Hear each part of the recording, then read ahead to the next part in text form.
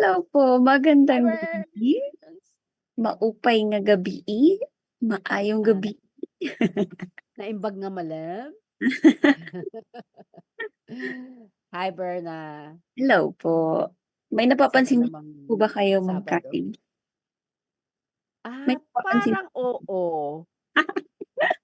nagpahula. Bagong gupit po, bagong gupit. Oo nga. Sige, Ay, bagong Sabado, bagong gupit.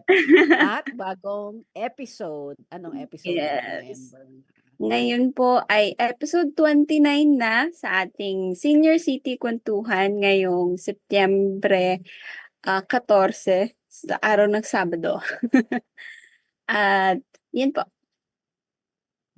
Itong episode natin, as usual, as in the other episodes, dulot sa atin ng seniors sa panahon ng COVID, SISO, at INET Philippines, at sa baba po, tignan natin sa poster, ang Philippine Rural Reconstruction Movement o PRRM. At dahil buwan pa rin tayo ng September, at sabi natin nung nakaraang linggo, nakaraang episode, kung nakanood kayo sana, itong month of September, buong all Saturdays of this month, all our episodes, ay tungkol sa Mana Mo, yung ating Maritime and Archipelagic Nation Awareness Month. Dahil tayo, ang Pilipinas, ay isang marine and archipelagic nation. Correct ba, Burns? Correct na correct po. Yes, At, share ko. yes. And para po sa So, pero may focus tayo ngayong linggo, Berna. Anong focus natin? ang focus po natin ay kwentong PRM sa kilusang pangkanayunan sa perlas ng Silanganan. So, nagkaroon pa kami ng conversation kung silangan o silanganan ba ang correct. So, Oo nga. let us know po sa chat. Oo, yan ang ating title. Kilusang pangkanayunan sa perlas ng silanganan. Share ko lang ulit yan. So, ang kwento po namin ngayong gabi ay tungkol sa ilang mga programa at saka mga inisyatiba ng PRRM at ng aming mga partner na communities, lalong-lalo na sa mga komunidad sa coastal areas at saka mga organisasyon ng mga mangingisda at yung kanilang mga projects, mga enterprises nila, mga maliliit na livelihoods na humahango ng yaman mula sa ating karagatan. Yan po ang focus natin ngayong gabi. Kalahati siguro. Tapos yung the other half ng ating episode ngayon ay mag-share din kami ng kung paano nagse-celebrate, nagdiriwang ng Mana Mo o Mana Awareness Month ang iba't ibang mga ahensya sa ating bansa. Kasi tayo, sabi nga natin, palaging inuulit-ulit namin ni Berna, tayo ay archipelagic nation. Isang malaking daag. Dagat, karagatan. Oo, na may unting kalupaan. na may mga, natutunan ko nga sa conference, di ba meron tinatawag na small island nations, yung Fiji, Papua New Guinea, Solomon Islands, ganyan. Pero hindi daw, ayaw nilang matawag sana na small island nations. Ang tawag sa kanila ay big ocean countries. Wow! Dahil gano'n naman talaga. Big ocean sila. Yan, sige. So, Nice. meron kaming maikling video. Ipuputol-putulin namin ni Ben at tapos magkukwentuhan after. Tapos yung sharing tungkol sa ibang kung paano din nagse-celebrate ng Mana Mo o Mana Awareness Month ang iba't ibang ahensya ng gobyerno. Sige, Burns, unang introductory na video clip natin. PRRM has spent over 7 decades in rural development. We were biased in favor of farmers, and the fisherfolk told us, food is not just rice, it is also fish. The Philippines is more than 300,000 square kilometers of land. Our exclusive economic zone is 2.2 million square kilometers. We are the 15th largest fishing nation in the world. The Philippines is a maritime and archipelagic nation or MANA. Mana natin ito. We must defend it.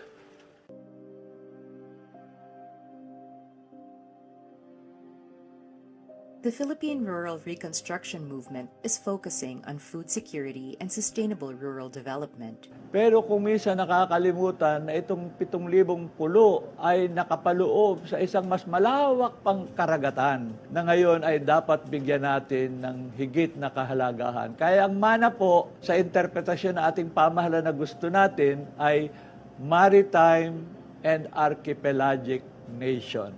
If we will embrace the concept that we're a maritime archipelagic country, then the next phase is that as a nation, we have to embrace that concept as well. We need sustainable management of our marine resources. Marine resources are not infinite. We need to maintain, conserve, protect our marine resources, which are the breeding and nursery habitats, so we can prevent recruitment overfishing as well. At the moment, the world's oceans are maxed out in terms of the carrying capacity, especially of carbon dioxide. This is where you get ocean acidification. That means coral reef structures will be weakened. I think it's been proposed that by about 2040, 2050, the majority of the world's coral reefs will be in a severe state. Dati, wala kami pakialam eh. Wala kami pakialam sa dagat. Talagang pumunta lang kami sa dagat.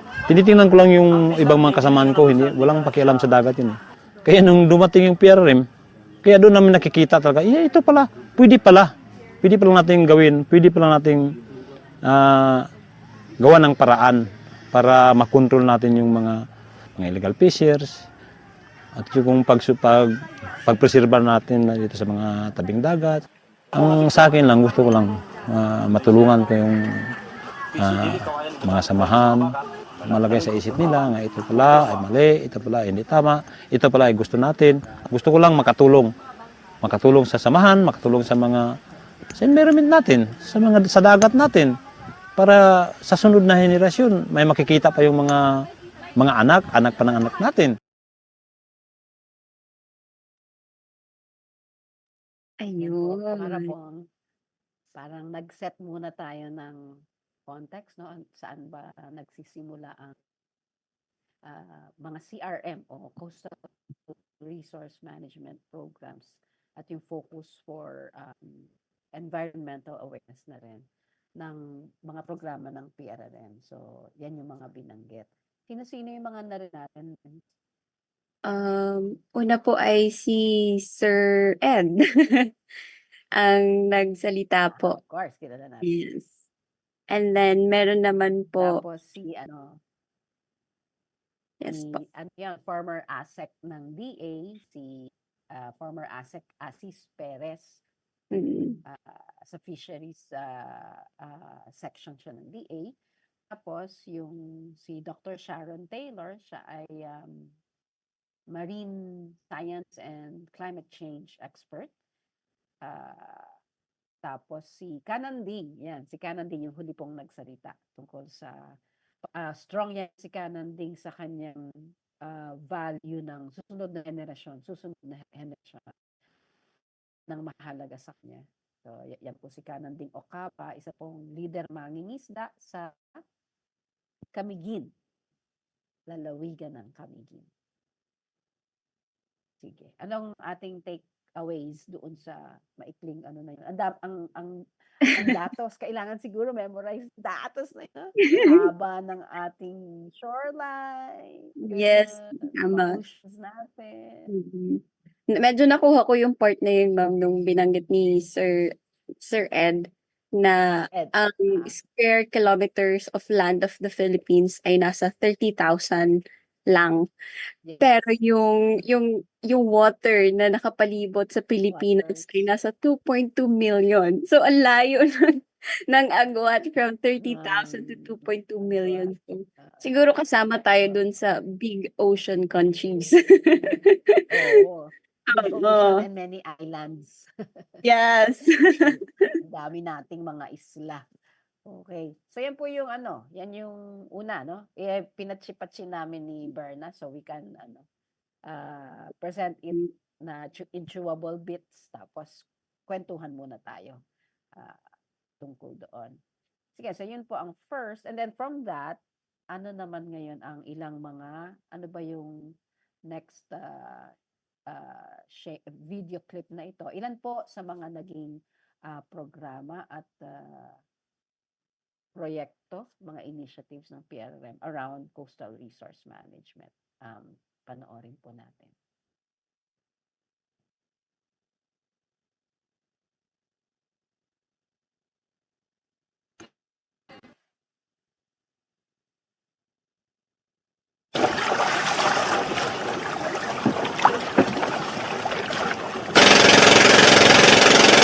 Balita ngayon na talagang napakarami ng isda, malalaki ang isda na huhuli dito sa ating marine reserve. Kaya ito po dinadayo ng taga-ibang lugar. At yan ang naging isa sa mga mabigat na aming nasuliranin na kung paano ito'y mapipigilan. At doon ay gumawa kami ng resolution na pinutala namin sa pamahalaang bayan. At agad naman ito na binigyan, inaksyonan ng Sangguniang Bayan. Napakalaking hirap para sa amin na kapag dinayo yan at napaputukan, talagang sayang, napakaraming isda ng napapatay.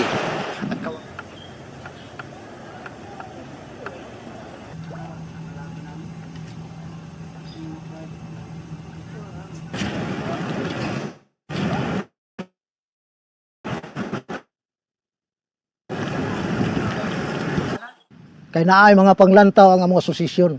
Kay puhon nga mo nagko na siya buhatan na mo og boardwalk. Putang nga magbutang may floating dito. Siya nga hunahuna ra na ninyo. Hunahuna bitaw.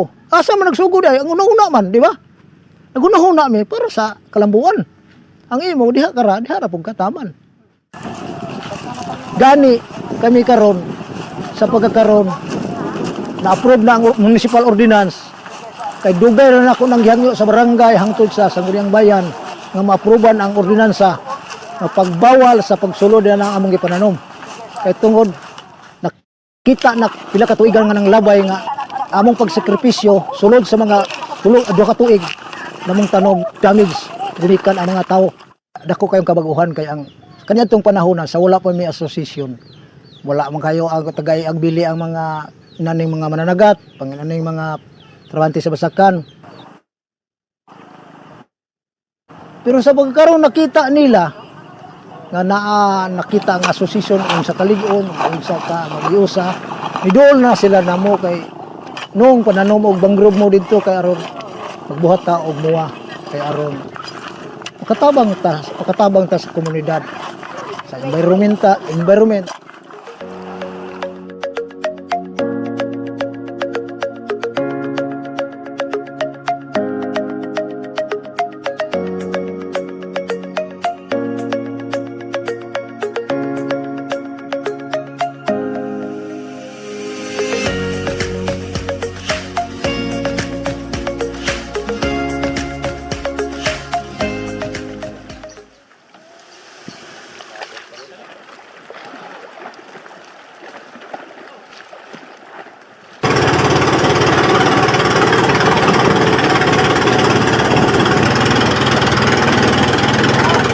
Sa amin talagang magsagana man siya sa rekurso pero nando naman talaga yung talamak na illegal na pamamalakaya. Timing din nga yung pagpasok ng programa. Nasagip nito yung mga problema sa pagbubuo ng mga samahan ng mga mangingisda. Namulat yung mga tao kung paano mariresolba yung problema nila at kung paano may iparating upang matigil o mabawasan yung mga illegal na palakaya. Yan po ang Grabe, ang pangalawang bata. bahagi. Ano na? Ang bata ni Bat- Kasesa. Hindi ko napigilan. Pero parang hindi naman nagbago. Si Ka Cesar po yung huling nagsalita po. Siya Yan. po ay yung isang leader mangingisda sa bayan ng San Juan sa lalawigan ng Batangas. Yan. Siya po ang aming manunula, makatang mangingisda. Yan si Ka Cesar. At yung mga nauna ay mga leader mangingisda din po sa Camiguin at sa iba pang mga probinsya. Marinduque. At Marinduque yan. Kung napansin niyo po yung mga naka-title sa gilid-gilid nung screen ay ilan po sa mga CRM programs, Coastal Resource Management programs na isinagawa ng mga fisherfolk organizations sa kanilang mga komunidad. Very local po ito. Pero kung mapapansin nyo rin po doon sa mga initiatives na yon, kalakhan ay kapartner nila ang local government dahil sa pangangailangan na meron dapat ordinansa o municipal ordinance, ganyan, na sumusuporta at nagbibigay protection at naglalagay ng ngipin doon sa enforcement ng mga initiatives na ito. Halimbawa, yung fish sanctuaries or marine reserve areas. So ito yung mga nag-delineate ng area sa dagat sa within the municipal waters para gawing no fishing zone. So dapat diyan ay protektado ang mga isda, walang mangingisda, mahahayaan silang mangitlog, lumaki, etc. At meron lamang panahon or area kung saan pwedeng mangisda. Yun ang isa, yung Marine Reserve of Fish Sanctuary. Burns, ano yung iba pang programs natin? So, yung sa balikan ko lang din po yung sa fish sanctuaries po na nabanggit niyo, ma'am. So, nag-echo din po siya dun sa first video na sinabi po ni Ma'am Sharon na marine resources is not infinite. So, parang yung parang purpose ng fish sanctuaries talaga is parang hindi siya alam mo yung hindi siya ma-disturb Maubos o o umarte. maubos doon sa part na yun. And kailangan talagang magkaroon ng ganong klaseng programa on the ground. And yung sumunod naman po na programa yung from Camiguin po, si Sir Nestor Tabamo po yung nagsalita, yung sa Mangrove Reforestation Program. And I think, ma'am, di ba, meron pa rin tayo hanggang ngayon, meron tayong Mangrove Reforestation Program, hindi lang sa Camiguin, kundi meron Hindi lang, meron sa Negros, sa Bataan, sa Samar. Marinduque, Eastern Samar, yan. Pero isa sa mga napansin ko, ma'am, medyo hindi naman related to sa sa mana mo, pero related dun sa last episode nung August natin, episode sa Senior City, na yung about sa MTB MLE. Oh, okay. Napansin niyo po. Oo nga. Nagsalita siya ng niya, local, Oo, correct. Bisaya po yun. Pero may pagkahalo pa rin pong ibang klaseng Bisaya. Kasi Ganon. so, yun, natuwa lang ako. So, example po yan ng being confident and being critical thinkers. Kasi, Yes, if you use your own, yes, own mother lang. tongue. Oo nga, ang nagustuhan ko doon yung huna-huna para sa kalambuan. Oh, Nice. diba? Alamin ninyo sa mga nanonood ngayon, ano yung huna-huna, ano yung kalambuan. Very, Yan. malalim na words. Oo nga, kinonect na natin yung August episode sa ngayon. O di ba? Kasi ang sarap din naman talagang pakinggan with confidence and with conviction yung sinasabi nila sa sariling wika. Yan. Yung iba pa ay yung artificial reef deployment. So para lang may matubuan, makapitan ng mga corals at saka mga ilang halamang dagat.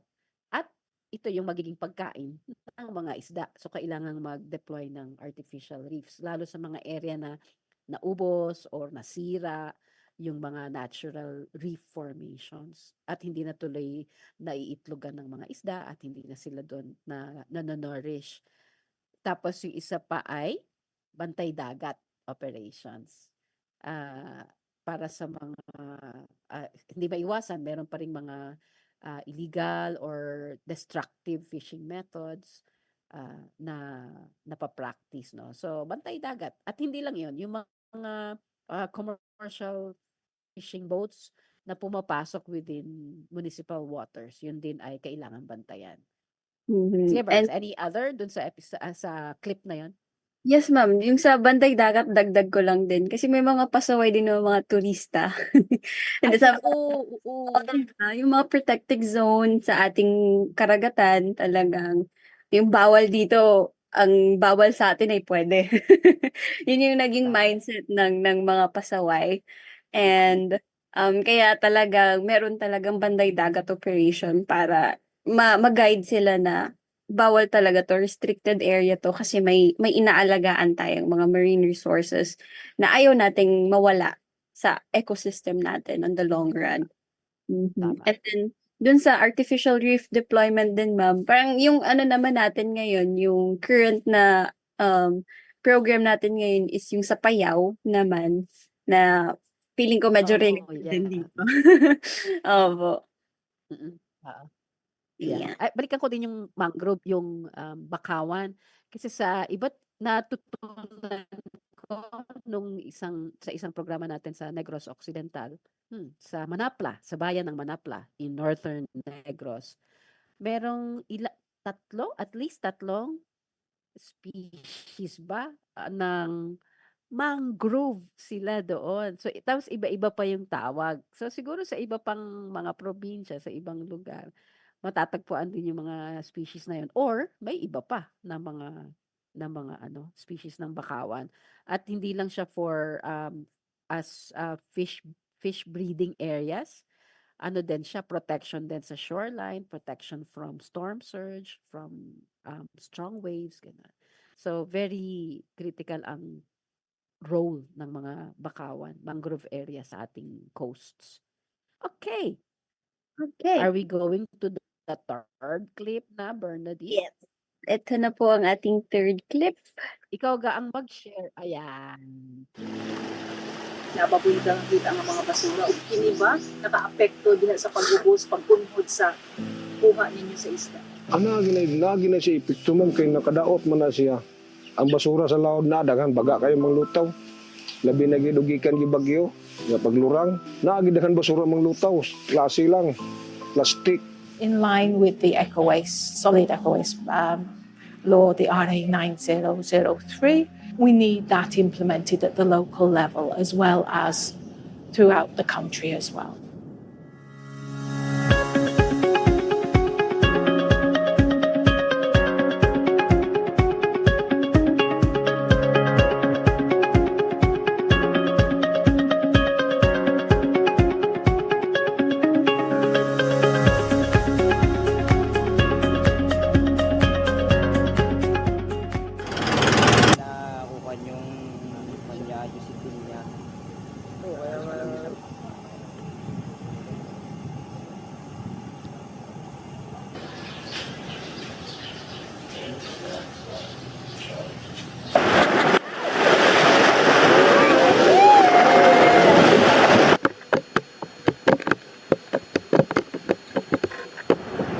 Ang natatandaan kong pangako ng PRRM, ng DENR, pero mas ang PRRM, ang sabi, kung ma-organize kayo bilang isang grupo at mangangalaga ng pawikan, hindi tayo titigil, ang PRRM at yung grupo nyo, ang Bantay Pawikan, na mag-source out ng pondo para sa inyong livelihood. Marami pang, nagkaroon pa na series of consultation, meeting sa pagitan nila at saka sa amin. Pinag-isipan din namin mga poachers kung talagang hindi nga namin titigil ang pangolekta ng itlog. Darating ang araw talagang maubos ang pawikan dito sa amin. Sa pool hindi maabot na sasapat yung aming kinikita dito. Dahil hindi naman pang araw-araw, minsan makakahuli, minsan wala. Nag-organize ako ng mga women sa ibang mga barangay. Doon na kami mga livelihood project. Meron kaming salted fish making at saka squid drying. Tinitimbang namin yun. Tapos pag timbang ng 200 grams, tapos lagay namin ng supot. Lagyan namin na label. Ayong label. Tapos, pagkatapos na isila na naman namin ulit. Tapos yan. Dami ang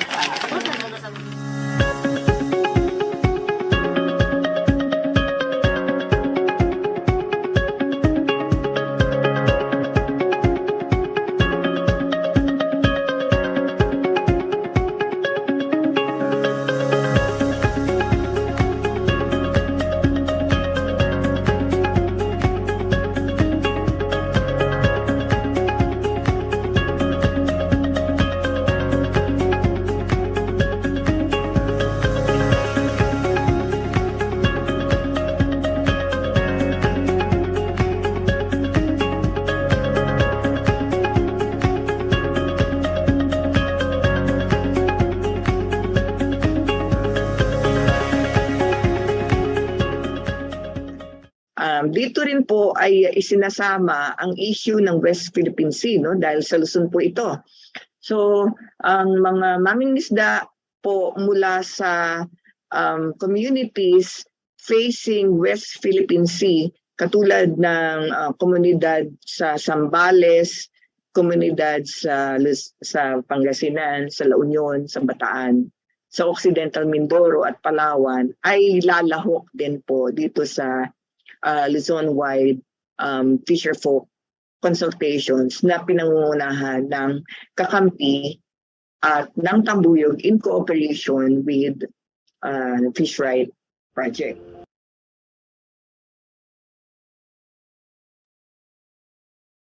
Ayan. Kung yung nauna ay about the natural resources, yung yamang dagat, at paano magandang dapat protektahan. Ito namang clip na to ay tungkol sa Livelihood and Livelihood. sustainable fisheries. kabuhayan at pangisdaan. Mm. May mga ilan silang pinanggit na mga, again, mga programs, maliliit na projects, ganyan. Do you remember any, Bernard? Yes, ang una po doon ay yung sa Pawikan Hatchery ng sa Marinduque po. Yung pag-conserve nila. Or Marinduque po ba yun o Bataan? Bataan. Yung sa video ay Bataan. Kasi meron po tayo Marinduque, which Pero is ngayon ay meron din sa correct. Correct. yun. Sa bayan ng Gasan sa Marinduque. Yung sa Bataan, sa bayan ng Morong sa Bataan. Mhm. Oo. So yun, may Pawikan. Tapos, yung mga yung nakita mo yung binabalot nila yung dried fish. Dried. Ayan, sa Isamar naman yan. Meron ding may similar project sa Camiguin din, sa Island of Camiguin. Mga kababaihan din ang nagmamanage ng enterprise na yon. At may support din ang ilang ahensya ng gobyerno tulad ng DTI at saka DOLE, Trade and Industry at saka Labor and Employment. So meron silang ilang technical and a little of financial support doon sa mga projects, livelihood projects na yan. Ano pa, Burns? And nabanggit din po doon yung RA 9003. Para Yeah. doon ng sustainable fisheries and yung coastal resource management natin talaga ay yung karagatan natin ay hindi napapalibutan ng puro plastic, ng puro basura na itatapon natin sa kung saan-saan, pero ang ending po niyan ay sa ating karagatan. Correct. Kahit tinapon lang sa gilid o sa creek o sa kanal, Doon ang dulo ang punta ng ating mga basura. Meron ding batas para dyan. Ayun pala, nabanggit mo yung batas. So may mga ilang laws, nabanggit yung Fisheries Code, tapos itong Solid Waste Management, Ecological Solid Waste Management Act na mga batas natin para pangalagaan yung ating karagatan. Anything else? Yung sa blue swimming crabs din po natin sa Fish Right Project. Yun din po yung isa din sa project na from Negros. Tama po ba? Negros. Yes. Nakakabisado ko na rin lahat. Unti-unti. Yes. Ayun yung blue swimming crab. Diyan daw kasi sa Northern Negros at saka Northern Iloilo yung mayamang production area ng blue swimming crab. Kulay asul nga daw yun. Di pa ako actually nakakita. So, punta tayo minsan sa Iloilo at sa Negros para makita yung blue swimming crab na yan. Tara na. Bukod doon, banggitin ko rin na yung may iba-iba pang mga naging livelihood projects. Although, yung iba hindi na-sustain. So, that would be rich ground for learning lessons. Halimbawa sa Negros, may mga ilang earlier, siguro in the late 90s or early 2000 na ilan ding mga livelihood mga enterprises, businesses na tinatag. Halimbawa, production ng oyster sauce. O, saan ka? Oyster sauce. Yan. Tapos meron din naman na mga nagpatuloy. Halimbawa yung sa Marinduque, yung wala sa video, Pero ongoing siya ngayon yung patis at bagoong making sa Marinduque na galing sa mga huli ng mga local na mangingisda, yung paggawa ng bagoong at patis na sarap. At banggitin ko rin pala, yung huling nagsalita, yung nagbanggit ng 10-point agenda for sustainable fisheries. Siya po si Miss Dina Umenga ng Tambuyog, isa sa mga partners natin sa NFR o NGOs for Fisheries Reform na matagal nating kasama para sa Agenda for Coastal Resource Management and Sustainable Fisheries. Maganda ring banggitin na sa lahat ng mga ito, kahit yung mga naunang clip about protecting and conserving our marine resources, ay mahalaga at susi yung pag-oorganisa ng mga mangingisda. Lalo na yung mga maliliit na mangingisda na silang pinaka-apektado kung hindi maganda ang kalagayan ng ating karagatan at sa usapin na rin ng kabuhayan. So, isang mahalagang at integrated na strategy for coastal resource management yung pag-organisa at pagpapatatag ng kasanayan, kaalaman, at organisasyon ng mga liliit na mangingisda sa mga areas na nabanggit natin, mga probinsya na to. Okay. May susunod tayo, no? Ay, oo nga. Ikaw May ba o question ako, lang Berna? muna. May question lang Ay, muna question. tayo pag ano. Yeah. Po. Kasi nabanggit niyo po na very important talaga na magkaroon ng community organizing lalo na sa mga maliliit na mangingisda kasi sila talaga yung nandoon eh. And yun talaga yung kabuhayan nila. So, it really makes sense na i-organize talaga sila, tulungan silang ma-strengthen yung samahan nila for a bigger purpose which is yung pagkakaroon ng sustainable fisheries and stuff like that. So, more on question sa'yo ito, ma'am. Ano? Oo, and Takot siguro, ako. hindi, baka din siguro yung mga manonood natin ay curious. Manonood. Oo, kung ano po ba yung typical na steps kung paano po nagko-community organizing.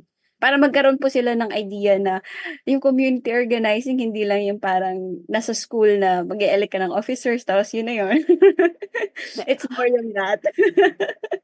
It's more than that. Oo. Pagka ganyan, I always go back to the RR Credo. Yung silipin niyo po sa website ng PRRM, yung Rural Reconstruction Credo na nagsisimula sa go to the people, live among them, plan with them, start with what they know, build on what they have.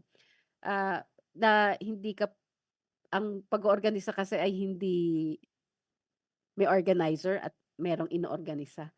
Kundi ang pag-oorganisa ay dapat organic doon sa community at doon sa mga magiging miyembro ng isang organisasyon o asosasyon. Nagfa-facilitate lang ang isang organizer. Pero yung pagsisimula ng bakit ka mag-organisa? Para saan? Para kanino? Kailan? Yan lahat ay mag-iiba-iba sa bawat lugar. So that is parang yun para sa akin ang una sa lahat, aalamin yung kaaralan talaga yung lugar, yung kalagayan, yung mga tao, at hindi ikang mag-aaral kundi isang sama-samang pag-aaral, isang pagsusuri ng kanilang kalagayan dahil lahat matututo galing doon sa sama-samang pag-aaral na yun at pagsusuri. Dahil hindi natatapos ang pag-aaral. Kahit nga organisado na, meron pa rin pwedeng matutunan. At yan ang spirito actually ng senior city na to, yung patuloy na pag-aaral, hindi natatapos sa eskwelahan. At marami pang susunod na hakbang-hakbang at proseso ang pag-oorganisa. At iba-iba ang magiging mga pamamaraan kung nasa komunidad ka ng mangingisda, komunidad ng magsasaka, komunidad ng kababaihan, at ikaw, alam mo, komunidad ng mga kabataan. So, yung community organizing po ay yung dapat hindi siya nakaka-disrupt dun sa day-to-day living ng ating mga community, kundi nagko-complement, nagko-combine, improve sa lifestyle. Yes. Hindi po Kung magiinuman sila, inom din. Oo.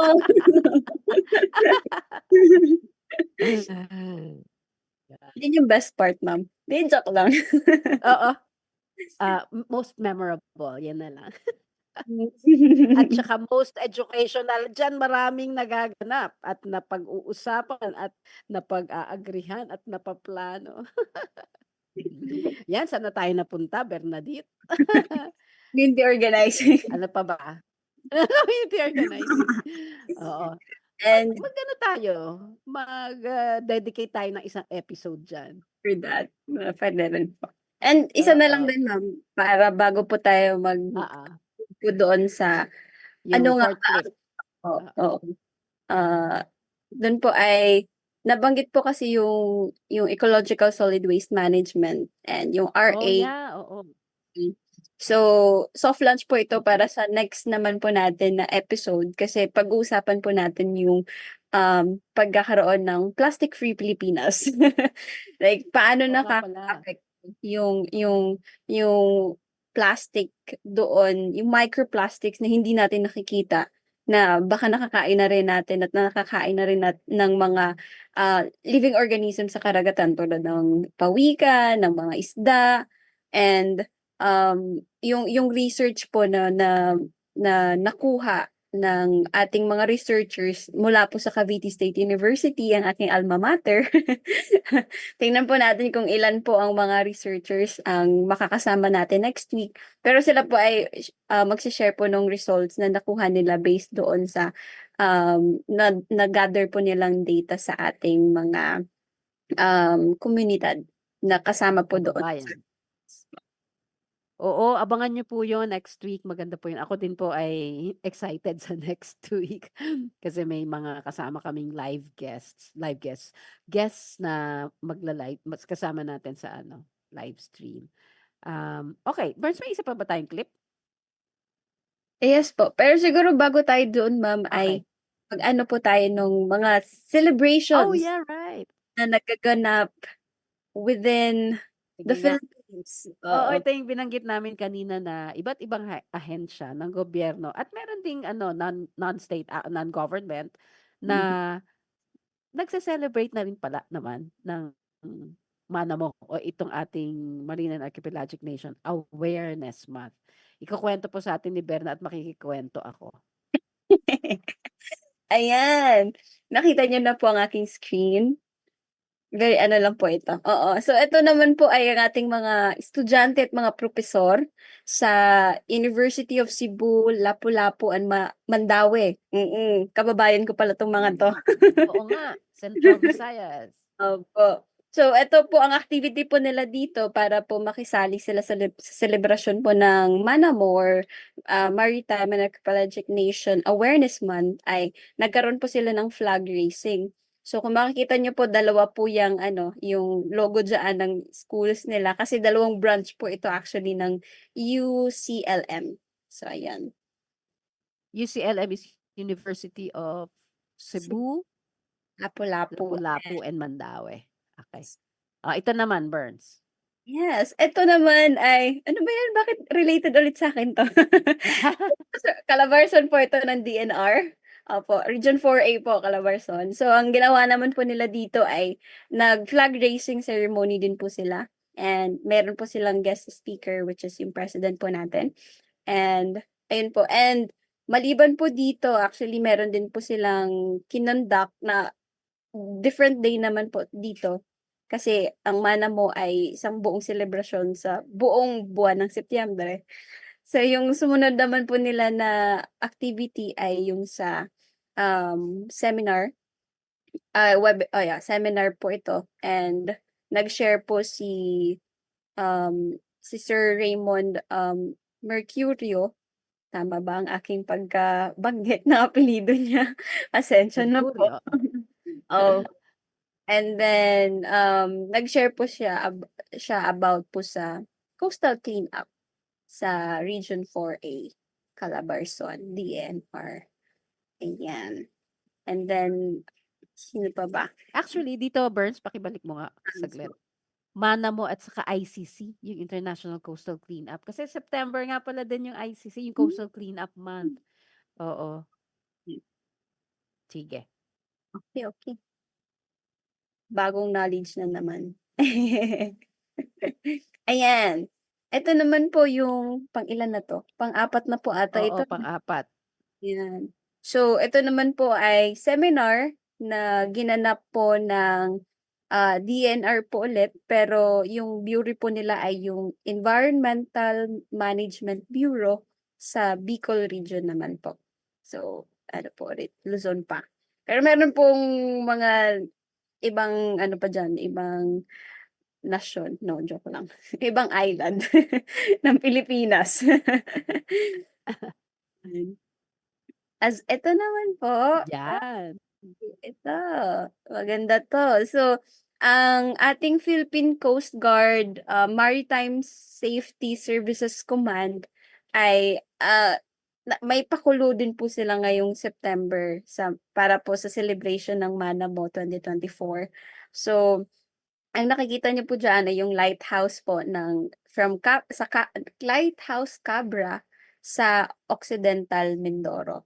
So, search na lang po kung ilang taon na 'to, pero mga nasa 1889 po siguro 'to naitatag, and it's a Spanish inspired na lighthouse. And yung ano po nila, ang gimmick po nila this year ay magse-share po sila ng mga heritage lighthouses sa Pilipinas. Oh. Sa buong buwan po ng September, like September 10 to 30, yung ano po nila, yung goal po nila na makapag-share ng gano'n. So, Ah. yeah. Ikaw ba, Berna, ay nakarating na sa isang lighthouse? Hindi pa, ma'am. Pero nakatanaw na, yes. Pero yung nandun sa Nakatanaw. harap ko, hindi pa. Yung Saan po ba mismo doon pinakatanaw? sa gusto ko nga yung malayo eh. Pwede. Oo. Ikaw, Okay, ma'am, Lighthouse Cabra. nakakita ka na rin po ng Oh, lighthouse? yeah. Kung tama alala ko, Kapul Island sa Northern Samar. Ganda. Baka maisama po yan sa heritage lighthouses post Sana, oo. ng ating Coast Guard. Ayan. Pero, ang ganda. Nakalimutan ko po kung gaano kahaba or gaano kataas itong tore nila. Taas, oo. Pero mga 15 mahigit po na feet siguro. Hindi lang. More than. Oo, more than yan. Ayan. At ito naman, ma'am. Kanina ka dito. Ito naman po ay post po ng Oceana, Pilipinas. And nakikiisa din po sila sa selebrasyon ng Manamo. And nananawagan din po na protektahan at wag natin i-disrupt ang ating mga dolphins. So, ayan. Ganda, oo. Hindi pa rin po ako nakakita ng dolphins. Ang dami ko pang di nakikita. Bata ka pa. Ayan. Okay. Ito naman po, ito ay, ano nga ba ito? Yung sa ano to, marine pollution video ng DA Region 6. DNR yata yan. DFAR. Yeah. Correct. Ayan. Opo, tama. So, 8 minutes po kasi yung video nila, pero yun, nakikiisa din po sila sa Manamo po natin, celebration. And actually, related din po ito sa nabanggit namin kanina na pag-uusapan po na about sa marine pollution. Yun nga po nabanggit ni Ma'am Kai, yung pagkakaroon ng zero waste sa Pilipinas. And isa na po doon ay yung plastics all over the places. Actually, yung video na yan, Burns, yung sa Facebook or website siguro pwede rin, ng EMB Bicol, Environmental Management Bureau ng Bicol, DNR Bureau yan. At meron, itong video na to, merong portion siya na pinapaliwanag ang National Plan of Action on marine litter. Yan ang kanilang yan ang bahagi ng video na yan. So, magandang panoorin po natin yan. Sige pa. Ito po pala yung EMB. So, kanina po nabanggit ko na EMB, hindi po pala EMB yun. Region 12 po yun ng DNR. Oh, okay. The one Or before this, no? yes. Ayan. Ito po yung ano, yung before. Yan, DA6. Ito na yun. Totoo. And then meron po silang fish con. Akala ko nung una conference, conservation pala. Conference ng mga isda. Nag-meeting sila Nemo. Oo.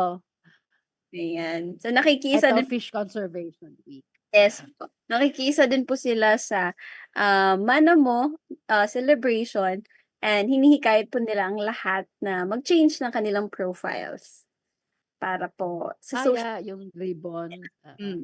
Yes. Ang ganda. Ganda, ganda. Ayan. And then, next naman po, ito. So, ito po ay, kaninang nabanggit na rin sa mga video yung, yung pag-tree planting po sa ating Oh, mga. yeah.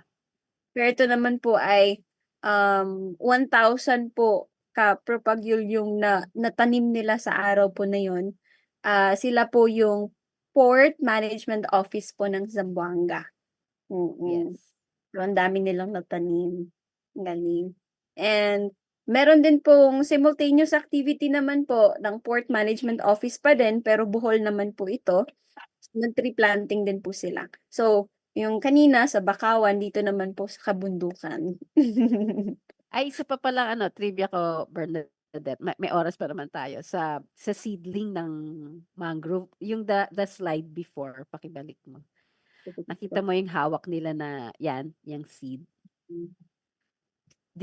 Yung one end niya, yung bilog, mabigat. Mabigat to? Bakit kaya mabigat? Putol ba ako? Sorry. Opo. Nandun ka po sa part na mabigat yung end. Yun. Oo.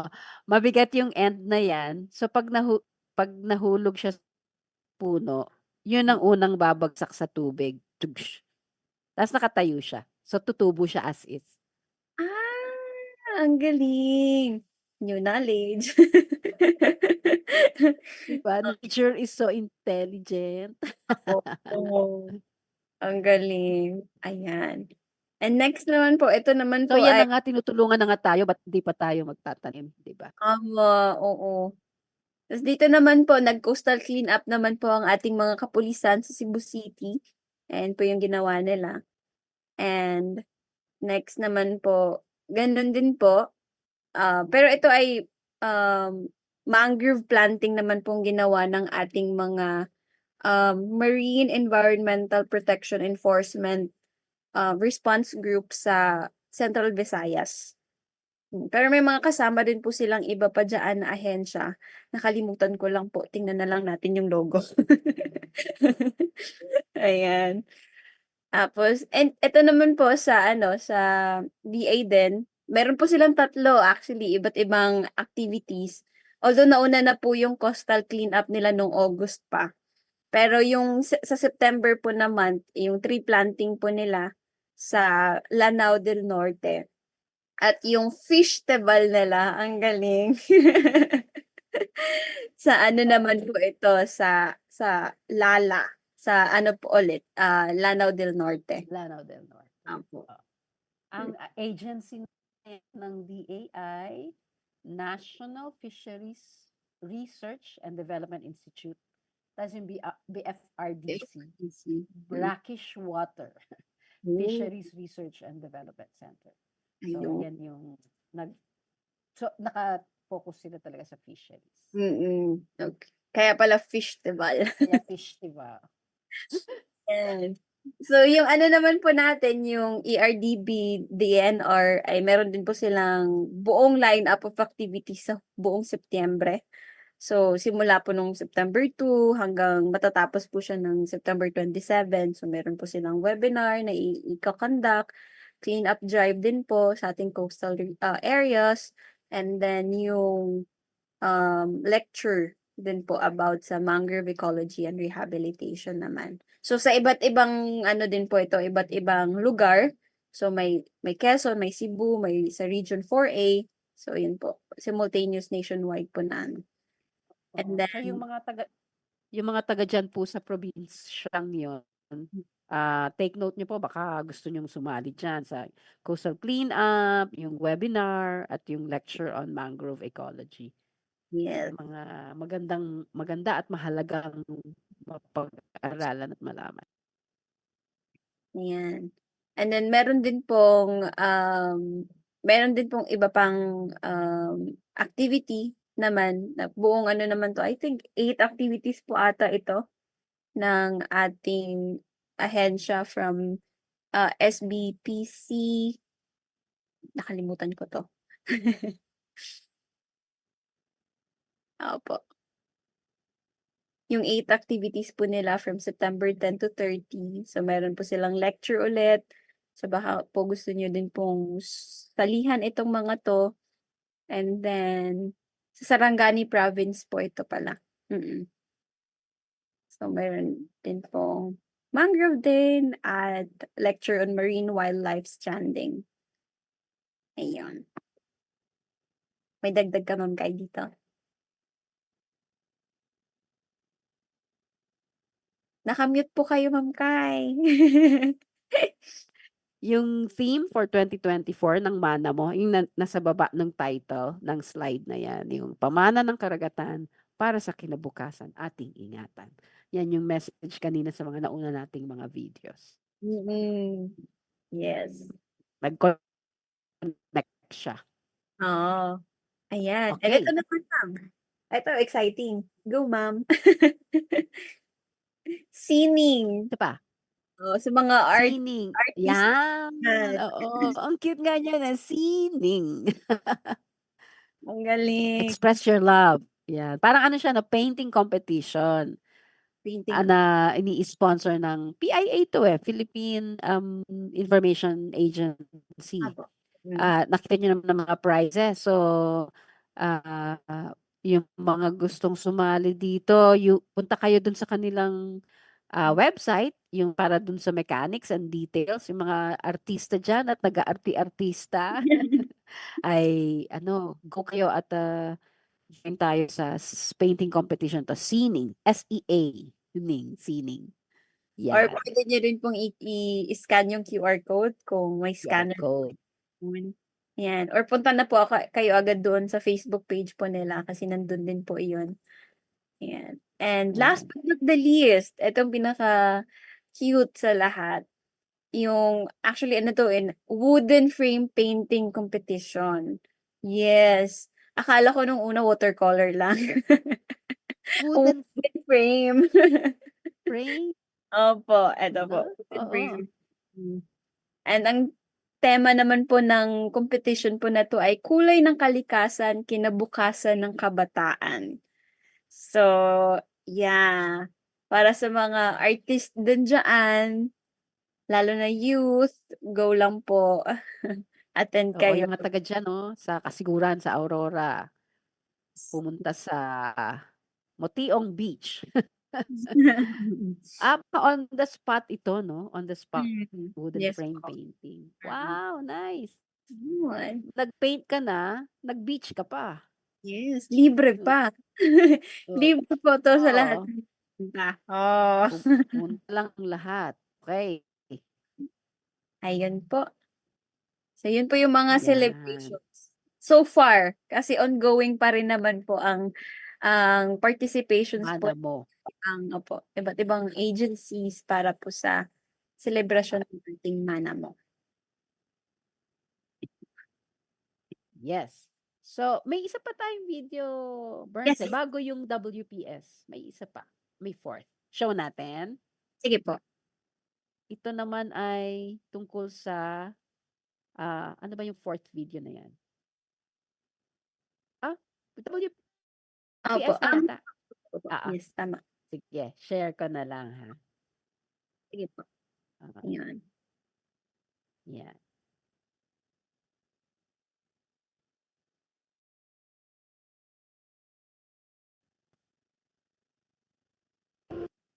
The Philippines is a maritime archipelagic nation. The Philippines' exclusive economic zone covers an estimated 2.2 million square kilometers of water. In the West, an estimated $3.3 trillion of trade passes annually. Yung West Philippine Sea naman, matagal na namang inaangkin ng Pilipinas. Kaya mas sinasabi namin, kami mga isda, atin pa rin yung West Philippine Sea. Hindi yung atin na, inaagaw pa rin nila. Pero pag tayo naman yung papasok, hindi naman nila payagan. Kaya malaking problema to sa usapin ng Pilipinas. Hindi lamang siguro sa amin ang pinaglalabanan nila, kundi maging sa susunod na mga henerasyon dahil ang ating pong buhay pangisdaan ay hindi po nagbabago, kundi unti-unti nawawala. Kailangan siguro na magtulong-tulong talaga. So ang masabi ko po doon sa ating national government ay mapapansin palagi yung mga mangisda para naman mabigyan ng tulong. Nakakalungkot po sapagkat ayon doon sa pinaglaban ng ating gobyerno ay talagang yung lugar na yun ay sa atin. Dahil mismong sarili nating bayan ay nataboy tayo ng mga katabing bansa natin. At sana ay paglaban ng ating gobyerno na manatili silang makapangisda doon sa karagatan. Ang dalangin po ng bawat Pilipino dito sa ating bansa na wag naman po tayong perwisyo ng ibang bansa. Ang lugar ng Pilipinas ay protektahan at sa mga nanunungkulan na sila ay tulungan ng Panginoon na magkaroon po sila ng lakas ng loob na masawata po talaga yun. Dahil doon lang po naasa ang mga Pilipino.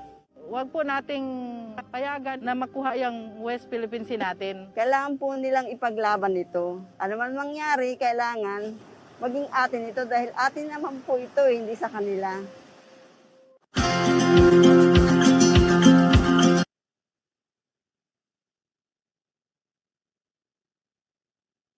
Okay po.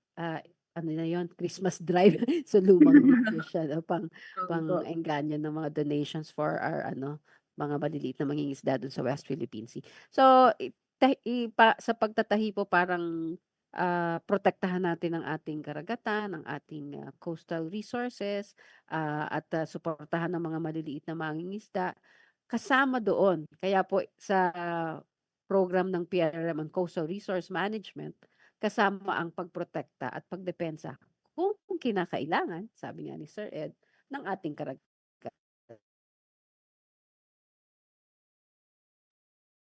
Tama po. Philippine Sea, at ang pagprotekta din sa karapatan ng mga maliliit na mangingisda para mangisda sa territorial waters ng ating bansa. Sige, ano pa, Bernard? Yes, and tulad nga din po ng nabanggit namin Meron pa ba tayong mga... isa pa pala. Sige po, ma'am. Sige. Sige, words. No, ano na po yun, yun lang sige.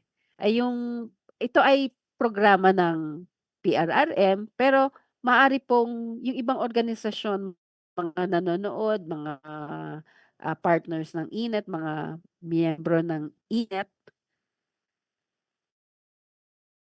na kung meron din po kang resource management, ay pwede pong gamitin ang plataforma ng Senior City para sa inyong pagbabahagi. Yan lang, Birds. Ikaw naman. Ayun po. Sa akin naman po, tulad ng nabanggit namin kanina and nung nakaraan pa rin po na ang buong Setyembre po ay celebration po talaga ng MANAMO or Maritime and Archipelagic Nation Awareness Month. So, throughout this month po, samahan niyo po kami, ang buong bansa, na i-celebrate po ito at mag-ingay at makisali sa mga exciting po ng mga events, yung forums, yung mga activities, webinar man yan, seminar, or yung mga competitions, coastal cleanups, yung mga ganun po, na nag-highlight po sa kagandahan at importansya po ng ating karagatan, ng ating marine life, and yung kabuang coastal heritage po ng Pilipinas. So, samahan niyo po kami na i-raise yung awareness, protektahan ng ating karagatan, at ma-honor naman natin yung richness ng ating maritime culture na I believe na nagsha-shape din. One of the aspect na nagsha-shape po as for who we are as a Filipino. So, yun po. So, Amen! Nicely said, Berta. Sakto po, 8:00 na. Bye-bye. Oo nga. Bye-bye. Salamat See you sa next lahat. week Salamat ulit. sa mga tumulong sa episode na 'to. Next week. Yeah.